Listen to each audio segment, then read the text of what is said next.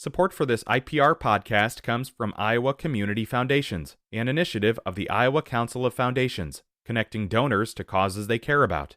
Details on the Endow Iowa Tax Credit Program at communityfoundations.org. It's Talk of Iowa from IPR News. I'm Charity Nebbe. Later this hour, we'll meet Ciriaco Garcia, a Central Iowa artist who is transforming walls, creating artwork, and building community.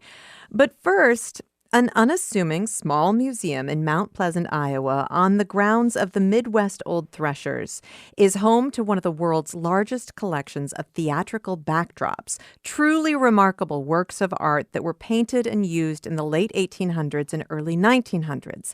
In a few minutes, I'll talk with Grace Davis, who's one of the people responsible for this collection, and theatrical historian Wendy Wajut Barrett. But first, IPR producer Samantha McIntosh is going to help us take a look around the Theater Museum of Repertoire Americana. She visited in late January and got a tour from Grace Davis. Well, we are in the Opera House section because a lot of the tent show people played in opera houses during the winter.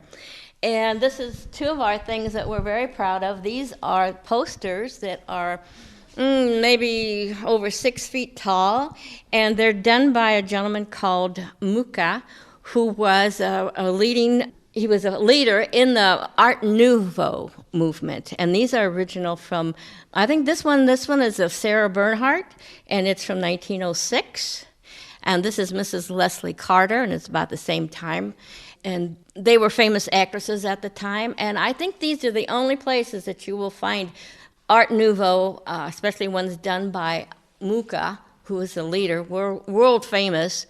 This is about the only place in Iowa you can see one on continuous display. Now, this museum it's around 50 years old? Yes, we broke, last year was our anniversary. We broke ground about 50 years ago. Mm-hmm. You had some renovations in the last few years, right? Yes, a year and a half ago, we had some company from the Quad Cities. They came down here and they redesigned. This section, the Opera House section, is pretty much the same, but the tent show section is all a redesign. I'm really happy with it.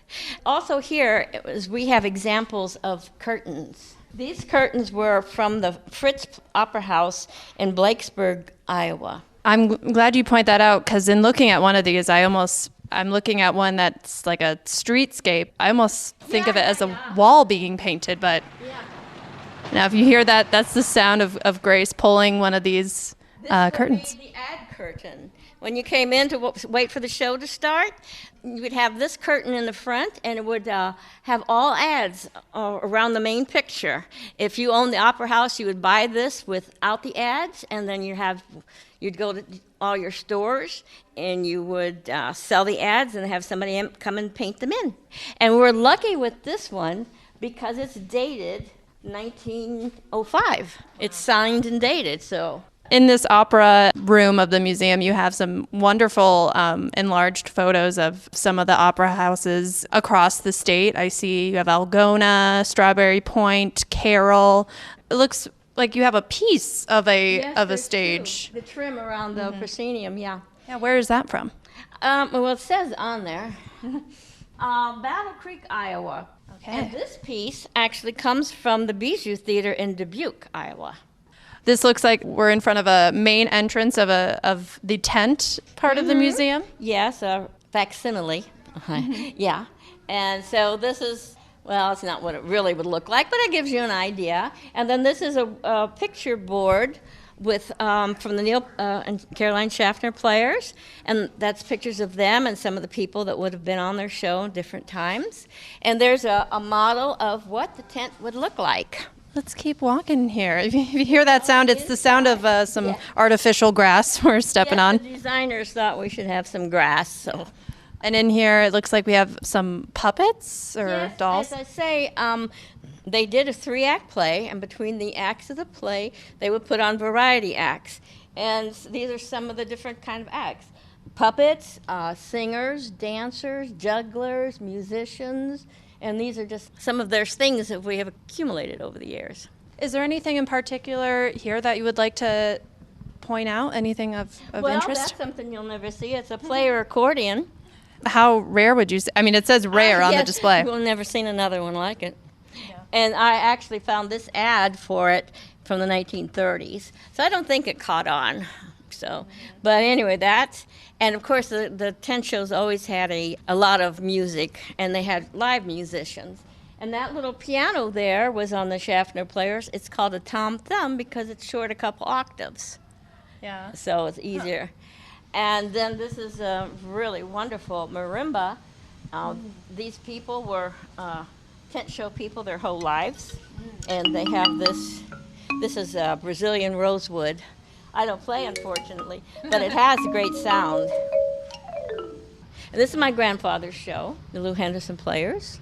And that's Lou, L-E-W. Yeah. Short for Louis? Yeah. Mm-hmm.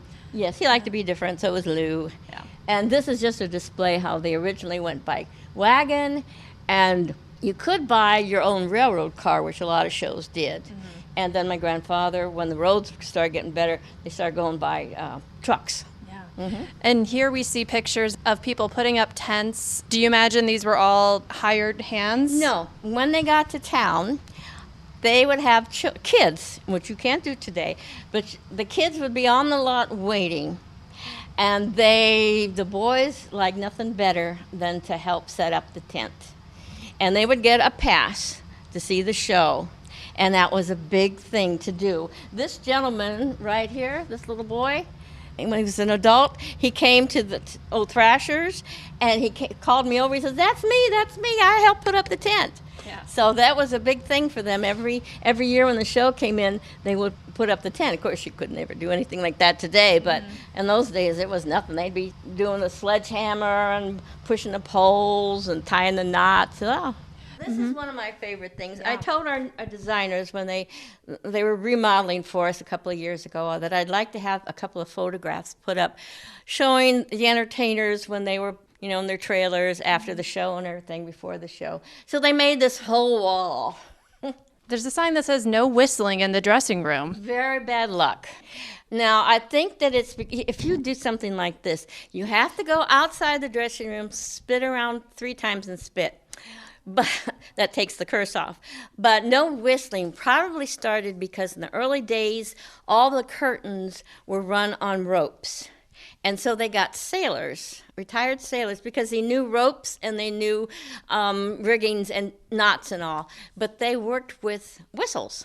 That's how they signaled each other. Mm-hmm. So if you go out there and you start whistling, you might confuse them. You might get a curtain on top of your head or something.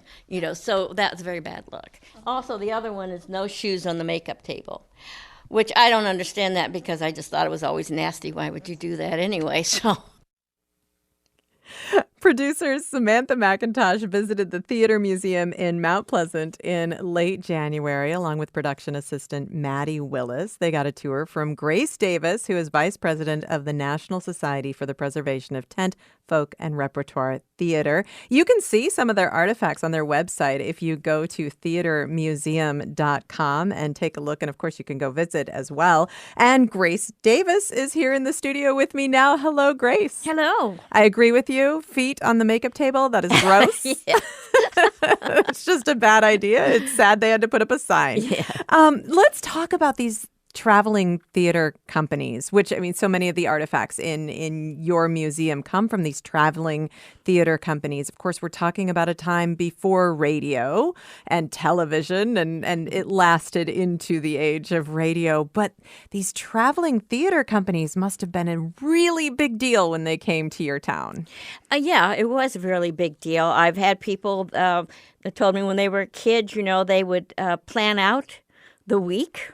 A older woman, she said when she was a kid, she would plan the first night she'd go with her parents, and the second night she'd go with her boyfriend, the next night with her girlfriends, and the next night with her grandparents, So, and then another gentleman was telling me his mother would always save the egg money to buy tickets for the family for the week. They went every night because they did a different play every night. Wow. And these companies are traveling from town to town on the trains maybe, but also the trains don't go everywhere.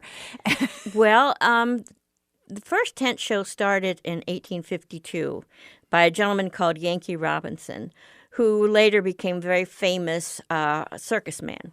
But he built the first tent and he did Repertoire, which was a different play every night. And he traveled up and down the Mississippi, Quincy, and all those towns. On the riverboats? No, not on No? the river, no, on land. Okay. Yeah, and he built it because there were no theaters then, and there were not big enough halls. He would put his shows on in churches, courthouses, dining rooms of hotels, so he needed a bigger place, so he built the tent. So there, in the 20s was the real heyday, and there were over 400 shows traveling the United States. And I mean, it was in the South. There were a few in the Northeast, not a lot, the West, Northwest, but it was really big in the Midwest. And of course, in the 1880s and all that, they went by horse and wagon. And then they went by railroad. And then when roads start getting better, trucks. But it was, and they traveled, as I say. And they had territories. Each company would have just their area. Like the Schaffner Players, which is very famous in Iowa. They played Iowa, northern Missouri, and western Illinois. And that was their territory. All right. And they had to bring everything that they needed with them to put on not just one show, but multiple shows. 7 shows plus, between the acts of the play, they would do some variety acts for entertainment. Singers, dancers, magicians, all kinds of, and anything you could think of. Wow. And we're going to take a break, but we're going to talk more about the real ingenuity that was put into the scenes and the props and, of course, the artifacts that your museum houses that show us this ingenuity and incredible artwork as well. With me right now is Grace Davis. She is Vice President of the National Society for the Preservation of Tent, Folk, and Repertoire Theater. We are talking about what is called the Theater Museum. It's the Theater Museum of Repertoire Americana in Mount Pleasant, or the Theater Museum for short. It is in Mount Pleasant on the Midwest Old Threshers grounds, and they house what is one of the world's largest collections of theatrical backdrops. We'll continue our conversation in a moment. This is Talk of Iowa from IPR News. Support for IPR comes from Security Abstract Company, providing trusted, comprehensive abstract and title services to the Johnson County real estate market since 1898. Located in downtown Iowa City and at securityabstractcompany.com. Black perspectives haven't always been centered in the telling of America's story. Now, we're taking center stage. Introducing NPR's Black Stories, Black Truths, a collection of Black-led stories from NPR's podcasts. Search NPR Black Stories, Black Truths wherever you get your podcasts. It's Talk of Iowa from IPR News. I'm Charity Nebbe. In about 15 minutes, we will talk with Central Iowa artist Ciriaco Garcia, better known, especially to his fans, as Ciricasso. Right now, though, we are learning about the remarkable collection of theatrical backdrops that's housed at the Theater Museum of Repertoire Americana in Mount Pleasant, Iowa. It's better known as the Theater Museum, and it's on the Midwest Old Threshers grounds in Mount Pleasant. Grace Davis works at the museum and is vice president of the National Society for the Preservation of Tent, Folk, and Repertoire Theater. She is with me now, and I also want to bring into the conversation Wendy Wajut Barrett, who is a scenic artist, designer, historical consultant, and owner of Historic Stage Services in Minneapolis. She visited the museum back in January and was overwhelmed by the collection that she found there. Hello, Wendy.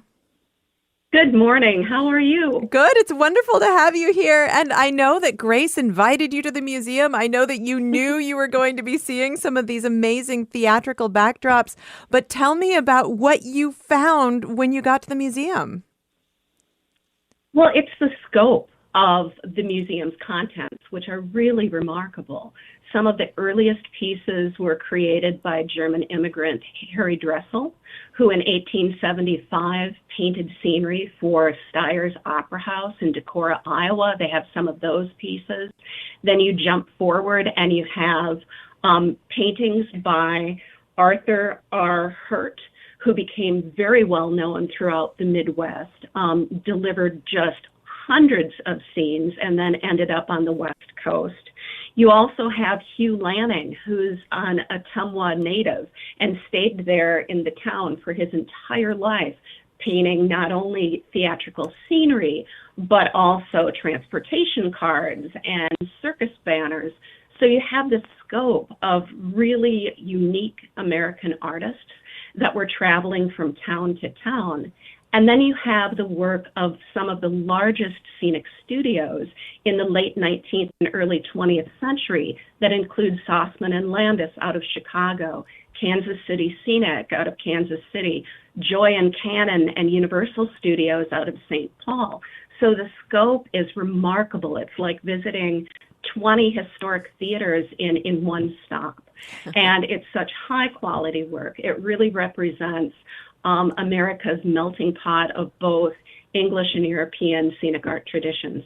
And for people who aren't familiar with these theatrical backdrops, and I know there's an incredible variety at the museum, and there was an incredible variety in the 100 years that these things were being created. But Wendy, can you just give us an idea of the size and the scope and the intricacy of these theatrical backgrounds? Because these were incredible works of art. Right. So if the backdrop were 12 feet high by 18 feet wide, or 40 feet high by over 60 feet wide, they were painted for a distance, which means if you have something very photorealistic from a distance, it actually becomes blurry. The audience's eye needs to work. So that way, the scenic artists had to divide the value and the colors so that the human eye would work at a distance to make them look realistic from 50 to 100 feet away. And they were all produced with a painting method that's really no longer used by many people. I still use it, but it's called distemper painting. And it's where on these huge 3-foot by 8-foot palettes, the scenic artists would mix on site pure color with a diluted hide glue. And that type of painting is not comparable to any of the premixed scenic paints that come in cans today because it reflects light differently. So all of these drops could transition to look like they're brilliantly lit in the morning all the way to its moonlight. The quality of artistry being produced by people who had painted for 60 years or more, 6 days a week, 10 to 12 hours a day with one particular media. There's no one comparable in this particular painting methodology anymore that can compare. And because so many of these scenes had to travel, were they just rolled up and put on whatever conveyance the repertoire was traveling with? Well, right. So if initially when they were shipped from a scene painting studio to on site, or if they went on a touring show, if they were painted with dye, which was an alternative that was very common to the Jesse Cox collection, which is at the Theater Museum, they easily folded. It's almost like folding up silk. They're so lightweight. The distemper painting that I was talking about could also be very thinly painted. That was the English method, and they too could be folded up, but the thicker drops would be rolled on their battens at the tops and the bottoms for theater, not tent. You would have wooden battens that sandwiched the fabric, and those were called sandwich battens. So at the top, that's what you would hold it up with, and then sometimes at the bottom, there would be a bottom wooden sandwich batten made out of grade A white pine at the time. So it's lightweight, consistent, and holds the painting taut. And so they were shipped that way.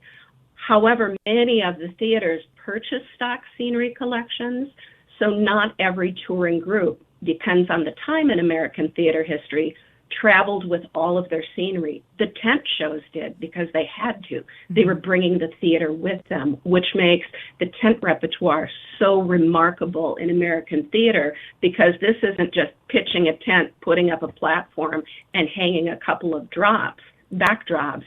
Some were incredibly complex, and the engineering is remarkable. And I want to ask you, Grace, where did all of these come from? Because as these scenes sort of fell out of use, a lot of them were forgotten about. The opera houses, yes, they closed up. They were put to other uses.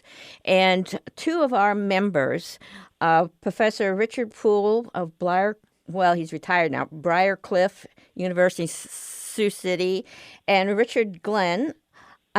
George Glenn of University of Northern Iowa, Cedar Falls. In '82, they attended the Mid-American Theater Conference. And that's members were from 7 states: Minnesota, Iowa, Missouri, North and South Dakota, Nebraska, and Kansas.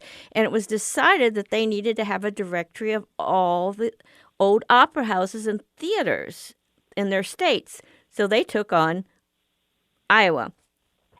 And they went to all these places, all these towns, these little towns, and they noticed these curtains. And so they kind of talked the owners in. They didn't. I mean, one place was a bar, and the curtains were up in the rafters, rolled up. Who cared about them? Right. Nobody cared. So my late husband, Jimmy Davis, and a lot of people know him, Toby Davis, he and a friend of his, Jim Adams, who was the director of marketing at Old Thrashers, took one of Old Thrashers' buses that they used to transfer people back and forth. And they took that bus and they went to these towns, and they climbed up in there and they took all those curtains down and they brought them to the museum. Wow. And now, when you were showing our producer, Samantha McIntosh, around, you just casually mentioned that you have artifacts from your grandfather's show. So this is also part of your own family history? My grandfather started in show business about, 1912 or before. And he had his own tent show from about 1917 to about 1938. And he and my grandmother raised 8 children on that show. Wow. So traveling, performing. Did the children also perform? They didn't act usually, but he taught them how to juggle and sing and dance and tell jokes. And he would put a production number on for them. They do they had this one thing where they were doing a Dutch production number, and he built a windmill, and they got up in the windmill and sang songs and all kinds of stuff. And they went to Pella. They were in Pella, so they bought wooden shoes. My aunt actually took me there in the 80s to show me the shop where they bought the shoes in the 20s. So anyway, yeah, so they did those kinds of things, yeah. Mm-hmm. We are talking about the remarkable collection of theatrical backdrops, really one of the world's largest collections of these theatrical backdrops, that is at the Theater Museum of Repertoire Americana in Mount Pleasant on the old Threshers reunion grounds. And with me right now is Grace Davis, who is Vice President of the National Society for the Preservation of Tent, Folk, and Repertoire Theater, and Wendy Wajut Barrett, scenic artist, designer, and historical consultant, owner of Historic Stage Services in Minneapolis. So, Wendy, I mean, it sounds like almost luck that this collection came together. I'm sure that a lot of the collections that you find around the country, or a lot of the artifacts you find around the country, were preserved by luck. Is that true? Well, it depends on who the stewards were at the time.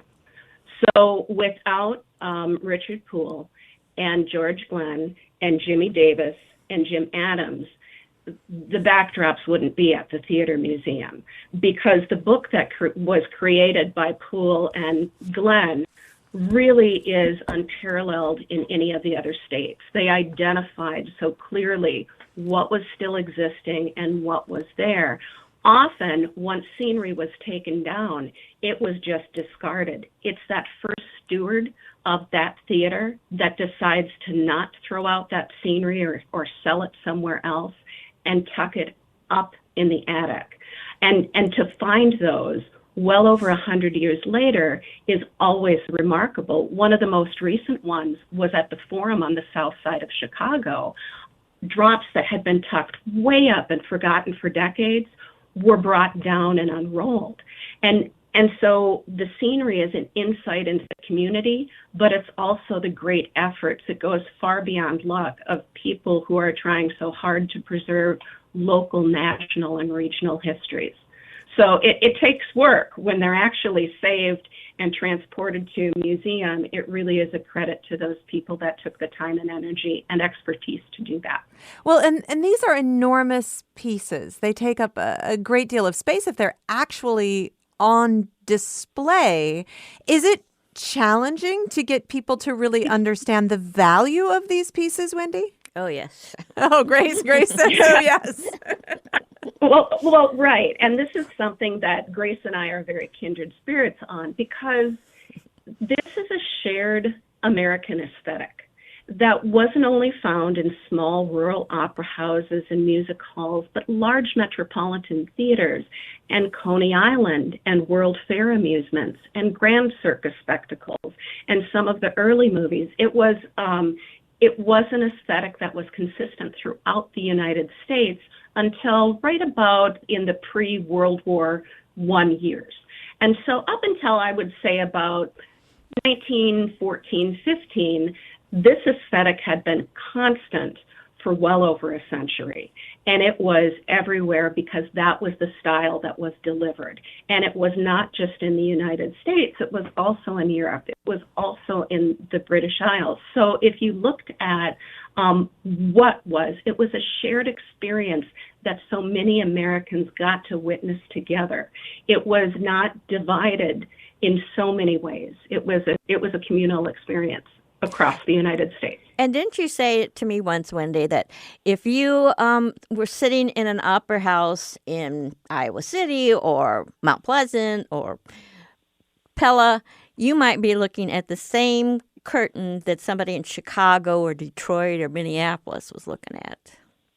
The same That's design. Correct. Mm-hmm. Especially if it was produced by one of the larger scenic studios at that time, such as Softman and Landis out of Chicago, which the museum has two examples, both from Oxford Junction, Iowa. It's the idea that they had delivered 6,000 theater collections to stages across all of North America. So the United States, Mexico, Canada, and then internationally to the Caribbean and South Africa.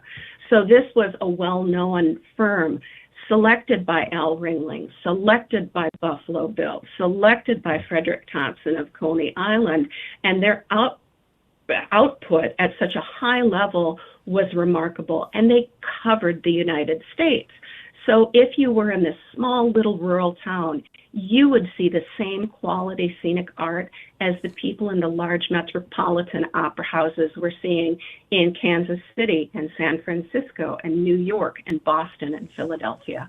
And this represented the work of an incredibly diverse group of artists, the kinds of artists whose work wouldn't have been shown in a museum, who wouldn't have been preserved in that way. And so much public art has just disintegrated over time because it was outside or on buildings, that kind of thing. So these are incredible treasures, but that also brings up the very complicated work of preserving these treasures. So you have to convince people to care, educate people about what they are, find places for them and places to display them.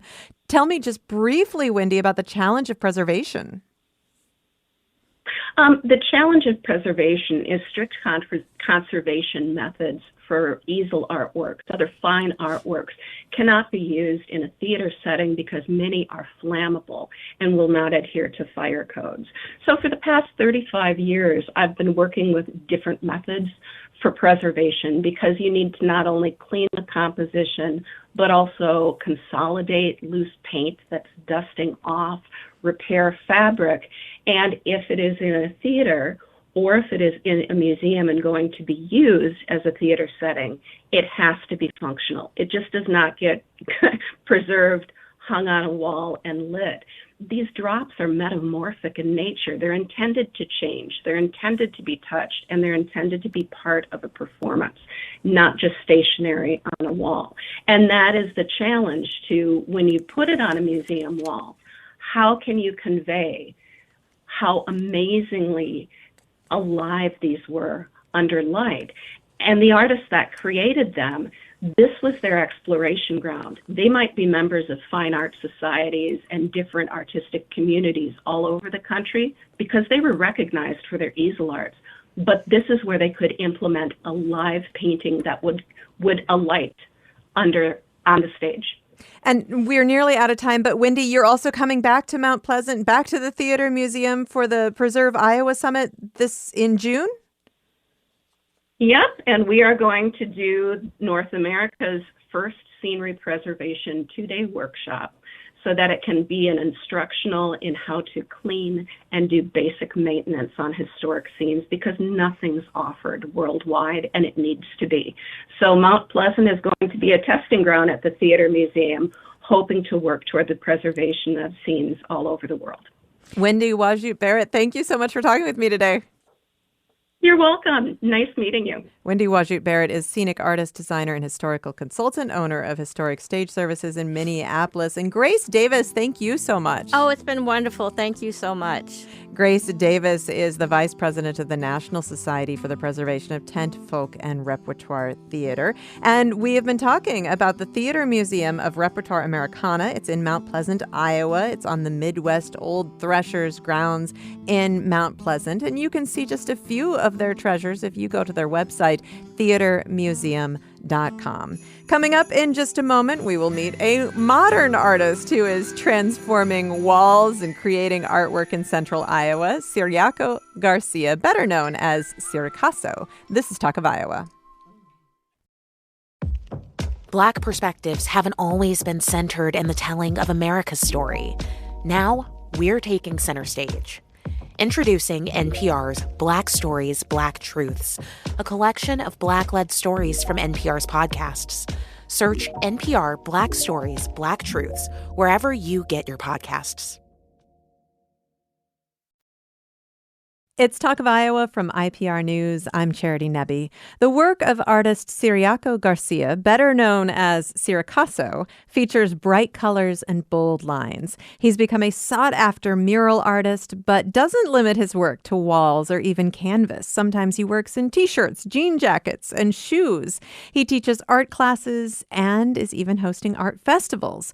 Against long odds, he has built a thriving career as an artist, and he's now working to lift others as well. He was recently named as one of 15 people to watch in 2024 by the Des Moines Register, and he's on the line with me now.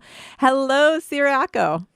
Hello. Thank you guys for having me. I really appreciate it. Well, thank you so much for being here. And I want to go back to the beginnings for you. You grew up, at least the first part of your childhood was spent in Eagle Pass, Texas? Yep. So we moved around a lot, but Eagle Pass was a destination that we stayed there for a while. And things were not easy for you growing up. Tell me a little bit about it. Yeah, no, it was just hard, just the things we were going through and stuff that was happening in our neighborhoods and stuff like that. And it wasn't easy on me because I was getting involved with the wrong crowd. And what ultimately led me to coming up here, I failed the 7th grade. And I was going to an alternative school down there, which was kind of like I wouldn't say like a juvenile kind of home, but it was kind of like something similar to that, where you'd have to wear a uniform and you'd have to walk with your hands behind your back and wear white tees and tuck your shirt in. And then after school, you get to go home. And I couldn't do that for forever. So I ended up kind of just dropping out. And, my aunt Rita, she's the one that hopped on a phone call with me on my birthday and said if I wanted to come up here to Iowa and try the school up here, and which it was a little different for me, but I took the chance, and everything worked out great, and she pushed me to where I am now. Got me through high school, got me a job, and ultimately got me into college, and just reminded me to keep going, and there's a brighter future for me. When did you find art in the midst of all that was going on? Well, I've always had it with me. Like, my older brother was a fantastic artist. Like, when we were growing up, he was probably one of the best artists I've ever seen in my life. He was doing realistic portraits at like 8 or 9. We had different dads, and his dad was a comic book artist. And yeah, I kind of passed on the skill to him, and then he passed it down to me, and I had a different style from him because, he's just that older brother. It's competition at the end of the day. And my style comes from like those cartoons that I'll be watching, and I would try to recreate them. And that's where my style is today when I use those bold black outlines, because, a lot of the cartoons are outlined in the black outlines. So yeah, I've always had it, and I wasn't as like passionate for it until I got into high school, until I met my art teacher, Shelly Hasselbrock, and she's like, she pretty much put me straight and told me that, I could really do something. And I still remember the conversation we had because she put me on blast in front of the whole class. Just because, I was going in there a little tough guy mentality, and she just checked me real quick. And then from there, like, we just been locked in, and, she's been one of my greatest mentors. So shout out to her. What do you mean she put you on blast in front of the whole class? I mean, that sounds like that could go one way or the other, and it went the right way. But what happened? Yeah. I mean, I was still a knucklehead, like it was my freshman year, and, while she was giving direction, I was like, well, I came in there with the mentality that, like, I was already a good artist, like, I'm better than everybody, that mentality. And she was speaking in front of the whole class, and I was talking to one of my homies, and she just put me straight, like, you got to listen, you got to really dial in, like, you're not as good as you think you are. And I was like, damn, okay. But you really did become a rock star of sorts at Ames High School with your artwork. Is that really where you kind of found your home in school? Yeah, definitely. That's where I found my home, and just working with her and working with other students there, and everybody was cool after that. Like, I became that leader in that classroom, and I made sure people weren't thinking like that. And as artists, we don't think like that. We don't think it is as competitive. I don't know where my mindset came from, like sports. I wanted to be competitive in sports. Like, the more free throws I shot, the better I was going to be. And I try to apply that to, like, art. The more shading and detail work I do, the better I get, which is true to a sense, but there's no need to compete. And, I found that out in the art room.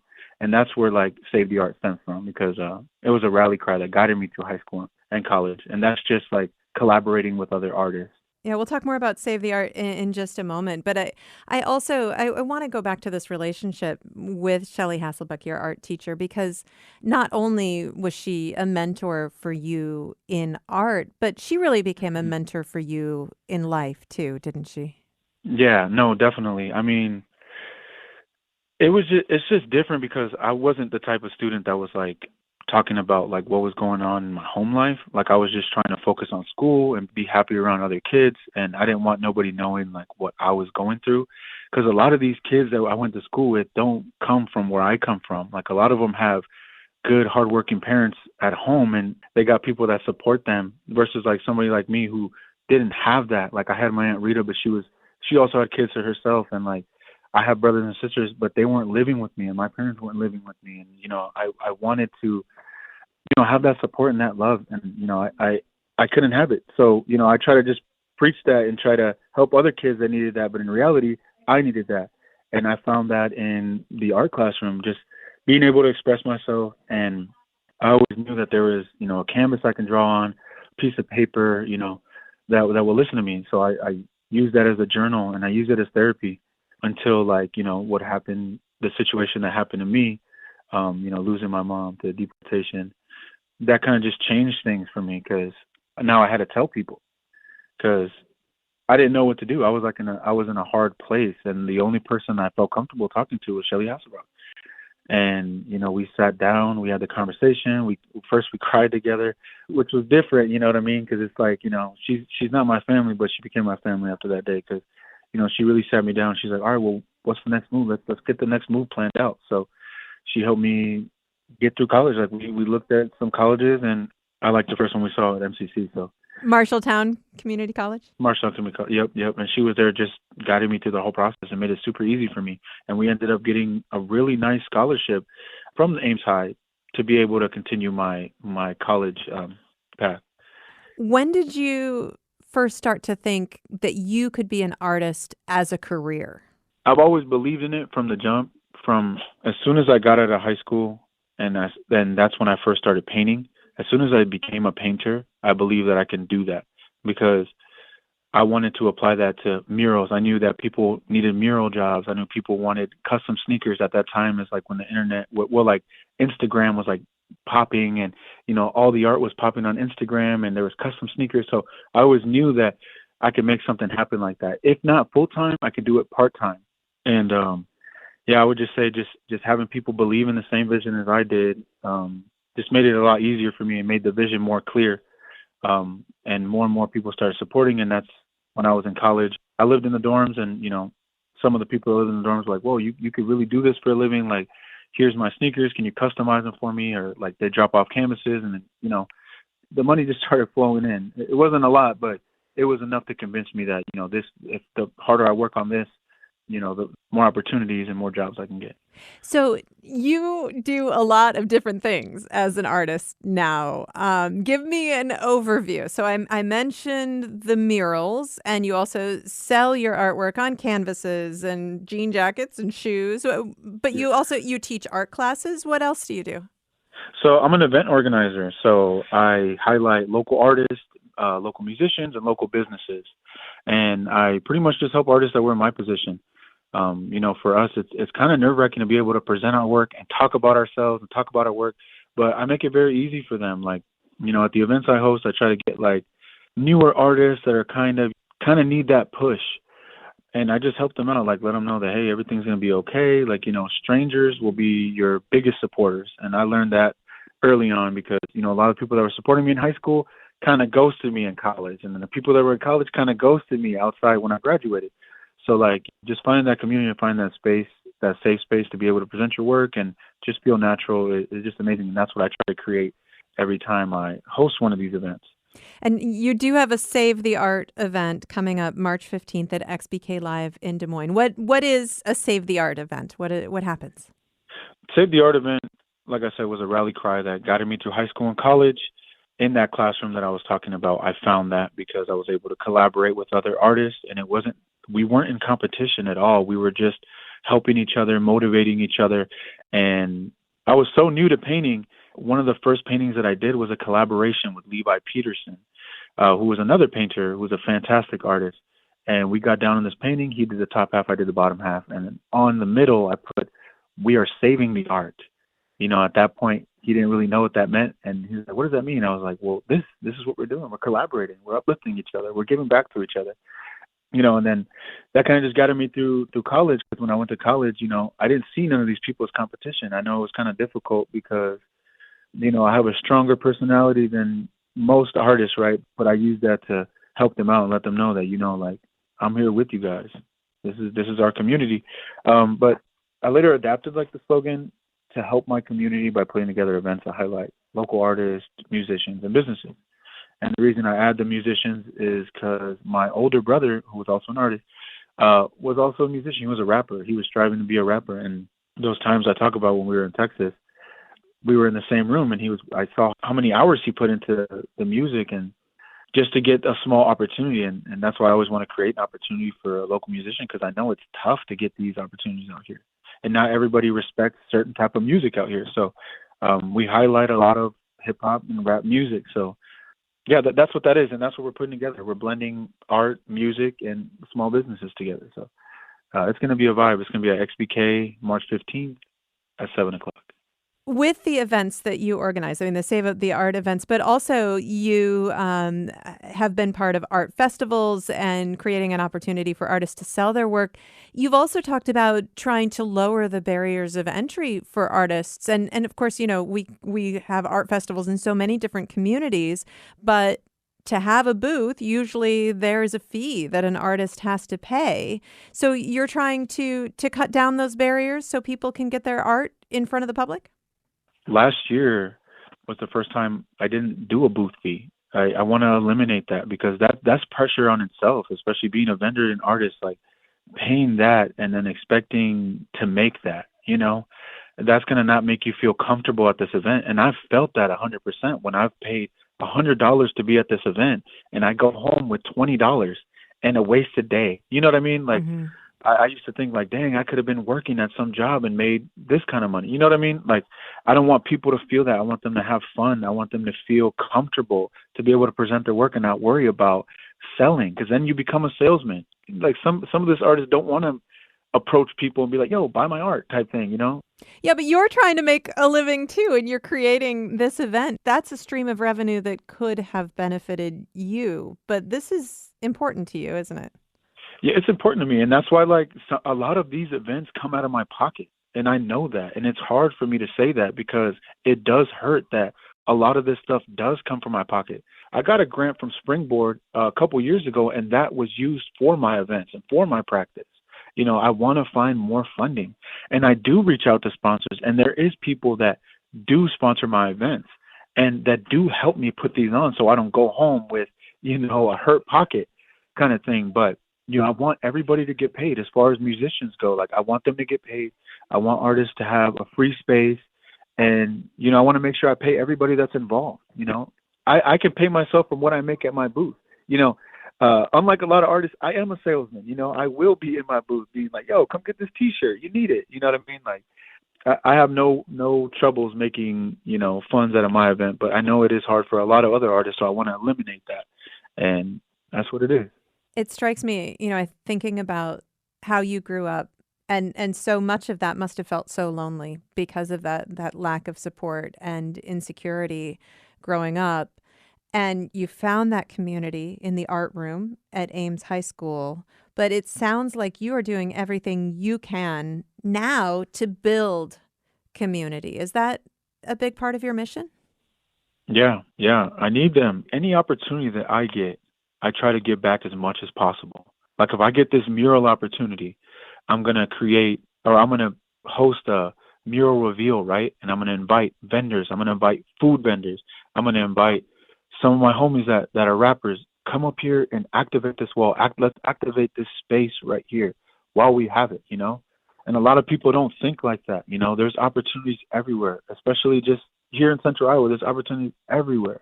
And I want to make sure to give back as much as possible. You have also built a beautiful family with your wife. You have 3 young kids, and you've chosen to live in Huxley. Tell me about that choice, choosing to live in a small town in Central Iowa instead of Des Moines or even Ames. Yeah, it's kind of a long story. I'm going to try to shorten it up as much as possible. So, yeah, I was in college. I graduated MCC, and my wife, who was my girlfriend at the time, moved in with me, and we were thinking of getting an apartment together, but none of us had, like, co-signers and stuff like that. So we ended up finding a mobile home park in Ames. It was a tough winter 3 years ago. And the blizzard ended up messing up our furnace and ended up freezing our pipes. Like, it was terrible. And there was snow. Like, we couldn't get under the trailer. It was just awful. And I remember that day because it was such a hard day. Like, we had gone 2 weeks, without our water working. We had gotten gallons of water that we were heating up on our stove, and we were taking a shower like that. And I was just thinking, I'm like, I cannot live like this anymore, And I remember hugging my family when we were going to sleep and we were so cold, and our power went out. That was the last straw for me as a father. I was like, you know what? I can't do this no more. I need to find some place to go, like, ASAP. We looked online, and the first place that popped up was Huxley. I'm like, do I really want to live in Huxley? And then I'm like, you know what? Put that pride stuff away. I'm gonna live there. Because that's the only place they'll take us in, like, immediately. We called them. They're like, all right, you can move in next week. I said, say less. I'm like, say less. Like, I could take a shower with the water thing again for another week. I'm cool with that. So, yeah, no, as soon as we got the call, hey, you got approved, everything's good, boom, we moved over here on quickness. And we still had the mobile home. I was like, you know what, just sit there for a little bit, and I sold it on later on. But, yeah, we stumbled upon Huxley, and then as soon as I got here, Chris Gardner, a realtor here, she ended up finding out I was here, and she's like, hey, the fire station needs a mural. Okay, boom, got the fire station. Oh, I'm sorry. It wasn't Chris that got me that one. It was Novana who got me that one. Then from there, Chris saw that, and she's like, hey, we're thinking of doing a Welcome to Huxley mural. Okay, bet. Boom, that was quick. We got that done, and then we did the Mexican restaurant. And then, from there, we just had this great relationship and putting on events here, putting on events with Slater. I didn't expect myself to live in a small town. Now I can't get rid of it. I love being here. Right. You're part of it. It's part of you. That's great.